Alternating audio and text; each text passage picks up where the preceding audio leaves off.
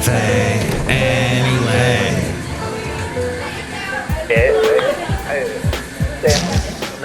Mike's Daily Podcast. FF episode 2169, 2169. We're in Podcastro Valley today.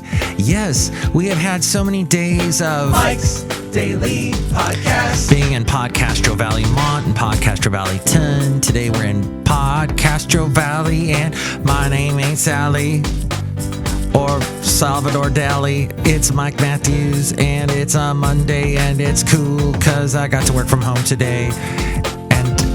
That's something I haven't been able to do because my company had an issue where they couldn't do remote Mike's Daily Podcast. Remote work because there had been a virus that happened Mike's and messed up our Daily remote work Podcast stuff. So yeah, now we got all these authenticators and these double check the password plus password. Backward password, everything's checked from top to bottom. I mean, this is legit, folks. No one's gonna hack us now. Oh, watch out. Don't ever say that. Hey, how did this happen? So I may have said a few bad things about people whining and complaining about Twitter. Oh, Twitter, it totally censors me now. And I used to be able to say whatever I wanted on Twitter, whatever I want. And now it censors me. Yet, those same people didn't complain. They weren't complaining 4 years ago when it was the other political party that was complaining 4 years ago, saying that all kinds of stuff was getting on Twitter that was making people vote the way they shouldn't vote. Anyhow, not to get into all that, I've been restricted on YouTube. Yes, me, little old me. What the heck did I say? I think it had something to do, my last show got restricted, the emoticons one, the last podcast, episode 2168, because I think I was talking a little bit about vaccinations and how... And here's today's podcast picture. Oh, it's a picture of me with a huge chicken. I talked about how next year, even though we'll have all these vaccinations, that we'll still probably need to wear masks. That's not what got me banned. It wasn't me talking about it. That's not what got me banned on YouTube. It was the little description that I had said Mike talks with his lovely lady friend about 2021 vaccinations. And as soon as that word vaccinations got into my description, that's when they got, yeah, the Basil alert happened. No, Basil. Yes, Basil would not agree with this sort of thing. The late, great Basil the boxer. He'd be like, don't censor, Mike. I will bite you. So I've been age restricted, which means that it will not be visible to users who are logged out. So before, all of my YouTube videos, I used to put them on my webpage at mikesdailypodcast.com because they were not restricted. You could see the podcast picture, which was usually the, the icon picture at the beginning, the rest picture when you look at YouTube pictures, the thumbnail picture. And a lot of YouTubers that get a lot of subscribers, they'll usually get the most visually attracting thumbnail. Something that will grab your attention, like a big headline, like coronavirus is fake. Now, if I put that, actually, if that were put in someone's thumbnail, I am sure they would get banned by YouTube as well. It looks like they're being particularly sensitive about this topic, about misinformation. And I understand that, but still, it's weird. It shows you how completely big this is and how they're taking it so seriously when little old Mike Matthews and Mike's Daily Podcast gets dinged. Also, a podcast that I did, 5 years ago. It was episode 801. 801 got dinged. I tried listening to a little bit of it. It was about 15 minutes long. And that podcast, I mentioned some stuff about CrossFitians And that about 5 years ago, the caveman diet. What do they call that? Where you just eat meat and that one, and chickens, and big chickens like the one that I was standing next to in the podcast picture at Discovery Kingdom. I'll give them a little plug and I'll give them a little slug. The rides are all closed, but you can see the cool animals they have, and they take really good care of their animals, it looks like to me anyway. But some of them you wish you could just let loose and go run, be free. But a lot of them were raised in captivity, so they don't really have the instinct to live in the wild.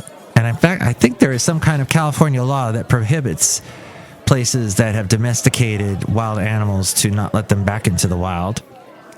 That's important to know. They are probably better off with us, whether that's right or wrong. Who's to say? You to say? But for some reason, YouTube had to say that FF episode 801 got, I want to call it the Pavlov diet. What is it? Not the keto diet. The one that preceded the keto diet. Whatever that was. Anywho, I talk about that, and for some reason that got dinged. So maybe this show will get dinged as well because I talked about that. That's the only thing I can think of because I was talking about health stuff. Weird, huh? So you got to be careful. I don't know. On one hand, I don't like being censored, but on the other hand, I understand it is their platform and they're trying to weed out bad influencers and bad speech that could get them in trouble, that could get the rest of us in trouble.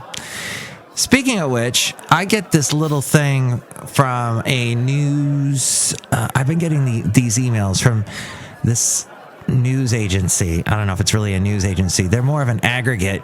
They get all kinds of stories. They pull stories from all kinds of places. So I don't know how true their news stories are. It's Dig, D-I-G-G. As we go outside a cafe anyway, where we bring you Mike's Daily Podcast, somewhere in Podcastro Valley today, the last place on earth. One of the stories they talk about is Tulum in Mexico. They had a huge COVID super spreader event, and there's a picture of like all the teenagers that are there in their bikinis. It's a beautiful spot in Mexico, right there on the ocean. I think on the Gulf Coast, the Gulf of Mexico. So beautiful beach area, and none of them are wearing masks. But it was an interesting music event that ran from November 11th to November 15th this year, promising to nurture personal growth. Many attendees got COVID instead, and they brought it back to the U.S. It was like a huge jump in New York, something like 60 to 70%. And yep, they found out through the contact tracing that they had come from this place in Mexico, this huge Burning Man type event, big dance event. Well, actually, it was supposed to nurture personal growth. So, hey, I'll get dinged for talking about that probably. But anyway, cafe anyway. Oh, hey, and here's another interesting story about the 8 most awkward presidential transitions. Donald Trump questioned where Barack Obama was born. The president called the man who succeeded him unfit. But there's ample precedent for their mutual antipathy. And I guess that was in the Atlantic. But not me, so don't ding me about it. Anyway, cafe anyway. The other thing wanted to mention, I'm going to get my teeth worked on tomorrow. I'm going to get a filling. I got a filling in my mouth. It's going to be a good night. Yes, my mouth will have a good night, hopefully. Tomorrow night, not tonight. Tonight I'll be worrying all about it and everything. So, yes, getting dinged on YouTube because my description mentioned vaccination. So what do you think about that? You can call me 336MM Daily.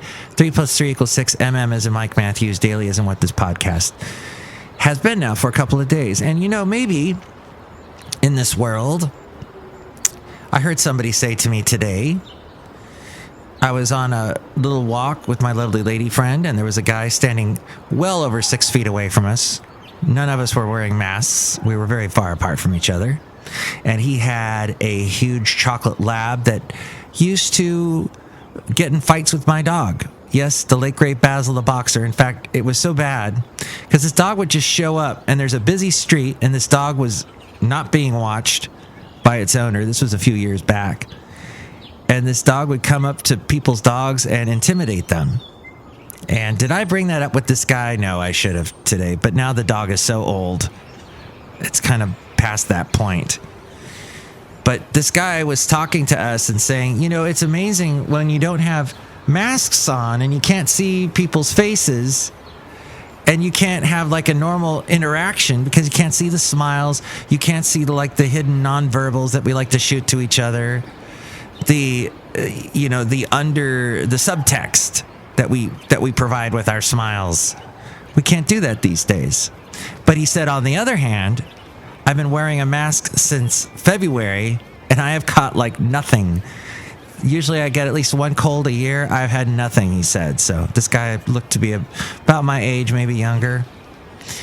But I am worried that we're all going to become agoraphobes and be scared of people because we cross the street when we see someone walking on the sidewalk coming our direction.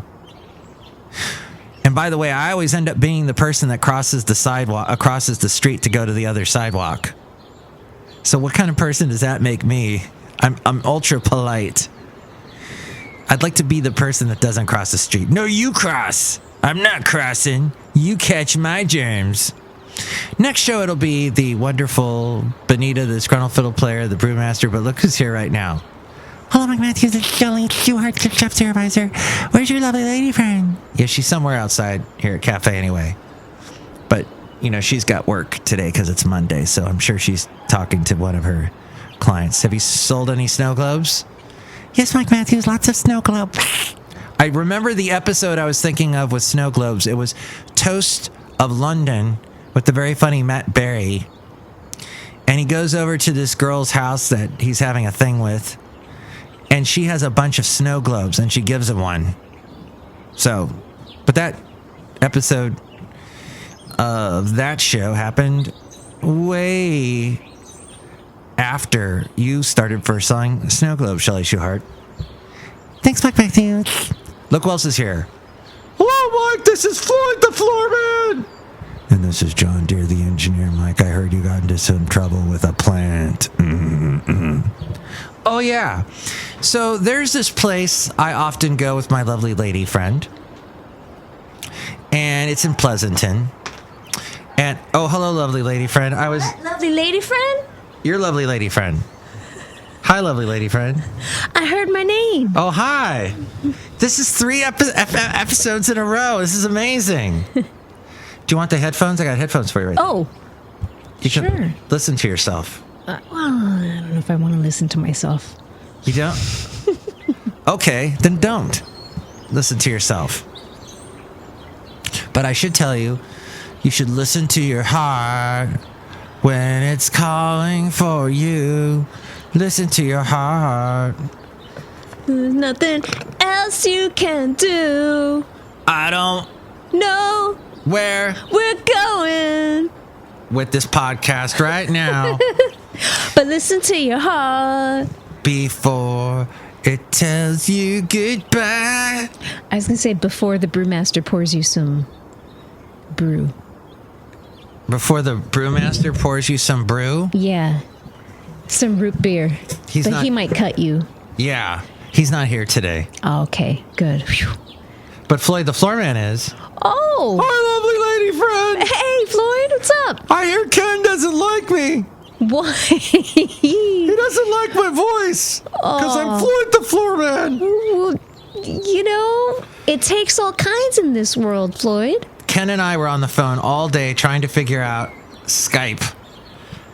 Apparently, once you this is an excellent bit of tech news for everyone. What? It's time now. Whoosh. Tech news. So, if you do the new Microsoft update for your Windows 10, your Skype will stop working correctly. It will start getting this weird sound behind it, which gives more and more of a reason why Zoom became like the biggest company of, isn't it the company of the year or something like that? Or the technology of the year? I wouldn't be surprised. I don't know. Like, a few people knew about Zoom at the beginning of the year, and then of course by now everybody has used it. Families, everyone. Well, it's become like part of the vernacular now. Yeah. And I was talking to Vince in the Bay. Listen to his podcast, Vince in the Bay. I think his website's vinceinthebay.com. In fact, I'm going to be on his show in the new year. Oh. We did a pinky promise. But he told me, he's like, hey, so Zoom is the biggest company of the year, or you know, the most notable of the year, and probably will go down in history in 2020. It did so well. Yet there were all these other platforms that could have just as easily taken that trophy because they provide the same service. Skype could have done the exact same thing. Skype has been around as long as Zoom, maybe longer. And people were just, it's too clunky. Microsoft made you, if you want to use Skype, you've got to get a special account with them. So there's my little plug and my little slug to Microsoft. And they're like, they make it impossible to use, like just to casually use it. Which with Zoom, you got to start an account, but they make it a lot easier. So that's interesting. User friendly. I've been using, well, I think probably this is just because of the hardware or software. Software. You know, I have a Chromebook, so I've been having trouble using Zoom on my Chromebook, and it's a lot easier to do Hangouts. Right, because those are Google products. Yeah. Google Hangouts. Hangouts or Meeting. Meet. Yeah. Or is it Meet? Google Meet. Google Meet. I've been using that terrible. a lot. Google Meet. It's really rough. You got to tenderize it. You got to marinate it. Safe words. Never mind. I want to get dinged again because of you. I got a strike against me from YouTube. That's how much they hate me on YouTube. They don't hate you, love. They gave me a strike. Because we were talking What am I, Glenn Beck? We probably shouldn't use VACCINATIONS. Vacations? Exactly. So what you're saying is that you're finding Google products are easier to use? Just because I think it's because I have a Chromebook, yes. Oh, okay. So it's designed to be compatible. But I got it. whenever I've used Zoom, it tends to, on my Chromebook, it tends to freeze a bunch, and it's just, it feels clunky, even though I know it's not, but on my Chromebook it is. So I was telling the story as we wrap up the show, because you came in on the end. Where were you? I had to do some emails. Likely story. So I was talking about the plant situation. Oh! About how we saw a plant at this place I go to in Pleasanton, and you were with me. Yeah. And we saw this plant was being neglected. It was sitting in the dark. Yeah. You went to check the soil, and it was very dry. It was really cracked, and it was drooping. It didn't look like it was being taken care of. So we basically took it and brought it home. We plant napped. And it gets lots of natural light at my house, and it gets water, and it's happy. But then the people alerted me that the plant actually belonged to somebody, and I have to bring it back. I felt that was my Monday. That's how I started my Monday, was hearing about that and about how Skype doesn't work. So, yes, now I got to deal with that. Got to bring back the plant. Are we going to hold it for ransom? We should. We should be like, oh, we heard about Frank Sinatra Jr. Oh, yes. And somebody held him, kidnapped him like in, was it Reno or Lake Tahoe? And they kidnapped him. A guy kidnapped him that actually went to high school with him. Yeah, isn't that crazy? Or went to high school with his sister. With his sister, I think, yeah. I think in the LA area too. And then said, And basically, he did it because he wanted to get money. He was down and out. And he was starting a new business. Yeah. And I know what I'll do. I'll get some money from Frank Sinatra, his dad. And that was an interesting. We enjoyed that documentary. Yeah, I learned quite a bit of stuff. Complicated man, that one. Frank Sinatra, yes. Because he was all about civil rights, but at the same time, he'd make some very awful, bad taste jokes with Sammy Davis Jr. Jokes you would hear now with our woke or not so woke ears and go, whoa! Yeah. He would hate woke people. Not okay. He'd be so anti-woke, I think, Frank Sinatra. Even though in his core, he really wasn't. He was about helping the people that were not being treated well. Yeah. Well, he came from an immigrant family, so he understood the adversity of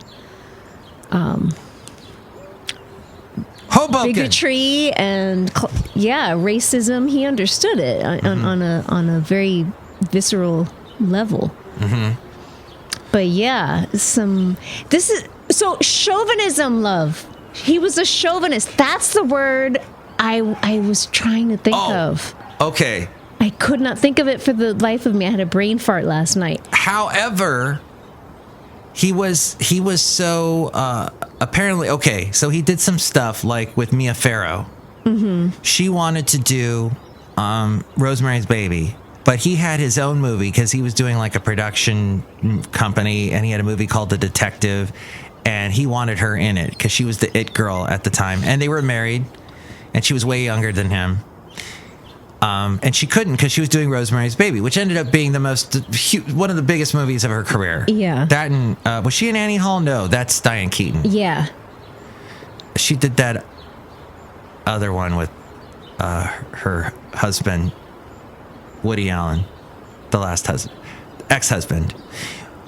But apparently, so because she didn't want to do that movie, The Detective, Sinatra divorced her.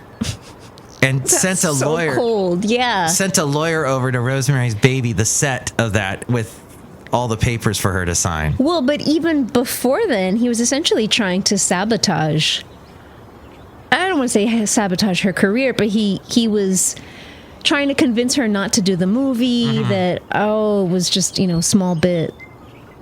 She shouldn't concern herself with it. And then he tried to intimidate the director. I think Robert Evans? Yes. Or no, Polanski. Polanski was the director. Robert Evans was the producer, right? Yeah. So he tried to intimidate Robert Evans and threatened him, basically. Like, if he didn't fire her, mm-hmm. he was... I think overall he had a temper. I don't know if he was completely chauvinist, because I think he fought against that. He says, she's my old lady, and she'll do what I tell her. Yeah. Those were the words. Well, they aren't exactly spoken as a true chauvinist. Then she's my old lady. Then all of our dads were chauvinists. Yes, possibly. But don't forget, though, too, This was a different time. He was friends with Mia Farrow till the end. True. He was friends with... Doesn't make him not chauvinistic. He was friends with Ava Gardner to the end. And helped her when she was not getting any medical help. Well, she basically took care of him when he was down and out. A true chauvinist doesn't care about women at all. Treats them like... that's not true. Well, we have a different definition book then. Well, based on what I do, I can tell you that's not true. It's not so black and white. You work for Webster's Dictionary? How'd you know? I was trying to keep it secret. Oh. But you gave up my ruse. Uh-oh. The ruse is up. That's why you're good with the word speaking. All right, whatever. I try and be respectful to women and not be chauvinistic, but I see, and I would never. Would you call me your old lady? Since I'm way older than you, no. And that's the thing. He was way older than Mia Farrow. Maybe it was a joke because he's so old. Not to make excuses for him, but he. Yeah, don't. But it is kind of, maybe I could see him with his goofy sense of humor that No, he had. yeah, but he was not. He was, when he was angry, he was angry. He was clear about, he was not joking around. Complicated man. Very. Well, thank you for bringing a spicy end to our podcast today, lovely lady You're friend. welcome. Anything else you'd like to add? Any other men you'd like to call out as chauvinists? You, Oliver Platt, you're a chauvinist. Do you remember Oliver Platt? Do you know who Oliver Platt is? No. Did I say his that? name right? I was thinking about this actor. He's the guy from this guy. He was in the Three Musketeers in the 90s. Oh, yeah.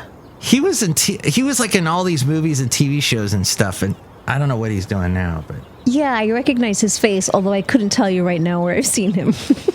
chubby guy. Yeah. Okay.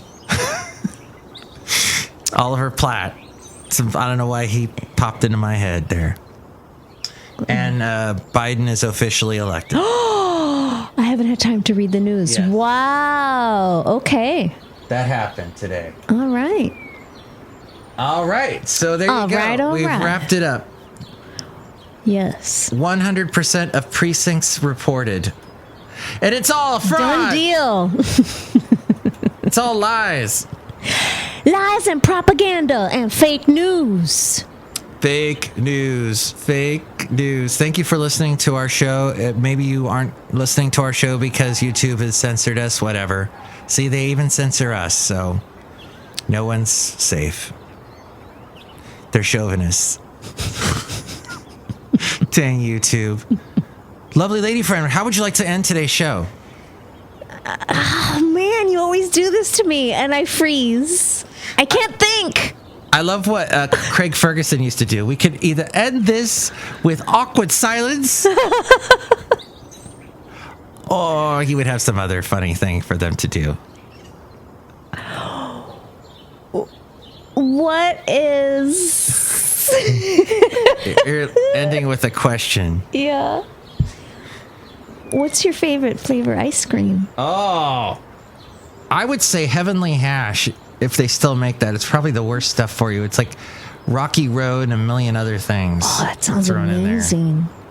But, today is National Bouillabaisse Day. Bouillabaisse. That reminds me of Northern Exposure. Really? Yeah. Is They that make bouillabaisse? What am I thinking? I'll chop you up and throw you in the bouillabaisse.